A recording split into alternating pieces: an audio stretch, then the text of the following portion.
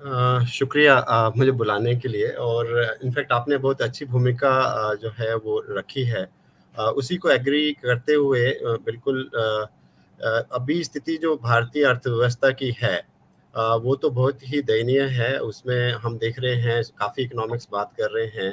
कि स्टैगफ्लेशन की स्थिति बनी हुई है जी। और स्टैगफ्लेशन का मतलब ये है कि स्ट्रक्चरली जो ग्रोथ है वो लो है और अनएम्प्लॉयमेंट उसके साथ जो है वो हाई है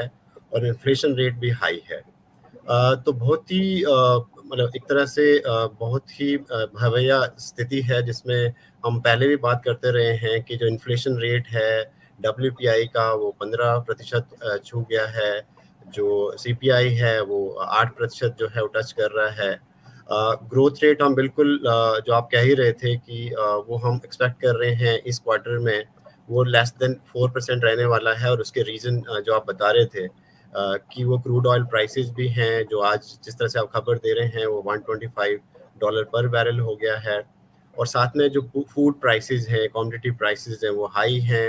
और एक लेवल पे जो सप्लाई बॉटलनेक है जो टूट रखी है मतलब पूर्ति पक्ष की तरफ से एक कमर जो टूट रखी है सप्लाई साइड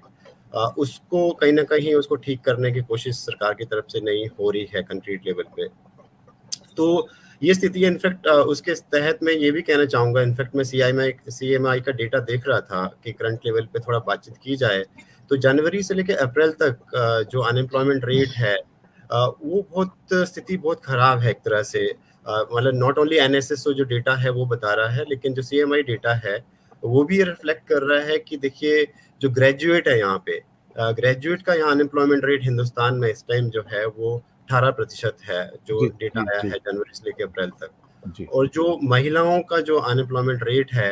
वो जो है वो 15% है। तो इतना बड़ा अनएम्प्लॉयमेंट रेट और मैं बिल्कुल खुश हूँ इस बात से पार्शियली कि जो टॉप जो है वो 3 लड़कियां कर रही हैं यूपीएससी में। लेकिन उसके साथ-साथ जो एज ए होल एवरेज महिला की स्थिति जो यहाँ है वो इन अनएम्प्लॉयमेंट रेट में दिख रही है। तो स्थिति तो खराब है दिनेश जी, चाहे वो हम बेरोजगारी की बात करें, चाहे वो हम महंगाई की बात करें, चाहे वो हम ग्रोथ रेट की बात करें और वो 5:30 बजे वो डेटा आ ही रहा है और बिल्कुल उसमें हमें कहीं न कहीं स्टैगफ्लेशन की स्थिति जो है ग्रोथ रेट में भी दिखेगी ऐसा लग रहा है। और हमें ये भी नहीं भूलना चाहिए कि मान लीजिए वो थोड़ा-सा पॉजिटिव अभी दिखे भी एनुअल लेवल पे जिसको कि काफ़ी जो एजेंसीज़ हैं, चाहे आरबीआई है, चाहे इंटरनेशनल मॉनेटरी फंड है या इक्रा है या मोडी एजेंसी है, वो ये बोल ही रही है कि 9% से कम जो है ग्रोथ रेट रहने वाला है 2022 में।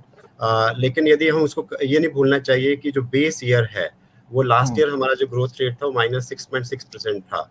तो -6.6% और यदि हम कंपेयर करें कि अप्रॉक्सिमेटली वो 8.5 भी रहेगा तो वो अराउंड 2% जो है ग्रोथ रेट जो है बहुत हाई लेवल पे नहीं है जहाँ पे इतनी सारी प्रॉब्लमें जो हैं वो भारतीय अर्थव्यवस्था झेल रही है। वो तो एक बात है जो इकोनॉमिक कॉन्टेक्स्ट में मैं बात रखना चाह रहा था। दूसरा कॉन्टेक्स्ट कि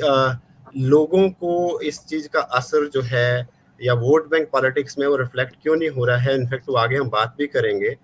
लेकिन ये ज़रूर है कि जब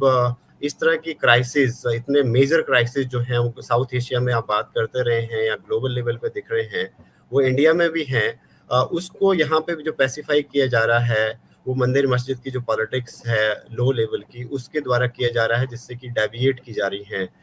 इश्यूज, चाहे वो कश्मीर फाइल्स के थ्रू हो, चाहे वो ज्ञानवापी जो मस्जिद मंदिर का जो कॉन्टेक्स्ट है उसके थ्रू हो या जहांगीरपुरी के जो एक्शंस हो उसमें रिफ्लेक्ट की जा रही चीज़ें। मुझे लगता है ये चीज़ें इसलिए मतलब कब तक पैसिफाई की जाएंगी ये एक दुख की बात भी है एक हिंदुस्तानी के रूप में एक जागरूक नागरिक के रूप में हिंदुस्तान के मतलब पॉलिटिक्स होनी चाहिए थी सच वाले इशू में। आज मैं प्रधानमंत्री जी का भाषण शिमला में देख रहा था और लाभार्थियों से वो कैसे बात कर रहे थे। लेकिन जो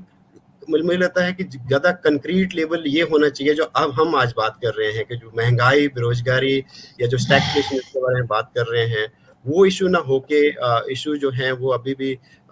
जो मंदिर मस्जिद वाले जो इश्यूज हैं उनको हाईलाइट किया जा रहा है जिससे कि मुझे लगता है ये 2024 तक जब तक ये इलेक्शन नहीं हो जाता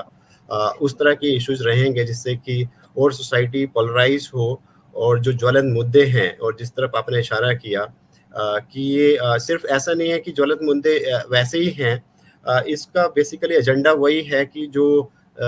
एक तरह से पब्लिक सेक्टर अंडरटेकिंग जो बेचा जा रहा है उसको एक तरह से पैसिफाई करने की कोशिश है कि एक साइड आप हम और हमारी दो लोगों की सरकार जिसके तहत हम बात करते रहे हैं, जिसमें चाहे वो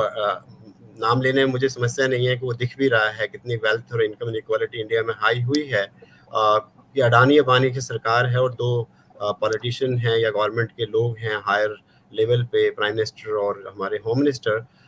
उन लोगों की सरकार ज़्यादा दिख रही है मुकाबले आम जनता की सरकार। ये एक दुख की बात है, लेकिन इश्यूज सच में विकास के होने चाहिए। तो उसमें ये जो इशू हैं जिसके बारे में हम आज बात कर रहे हैं, आई होप कि आने वाले दिनों में इस तरह की आर्थिक नीति भी दिखेगी और इस तरह की एक स्वस्थ राजनीति भी दिखेगी जिसमें कि मंदिर मस्जिद के इश्यूज जो हैं वो ना हो, जिससे कि आम जनता का, आम भारतीय का विकास हो पाए और उसकी ज़िंदगी अच्छी हो पाए।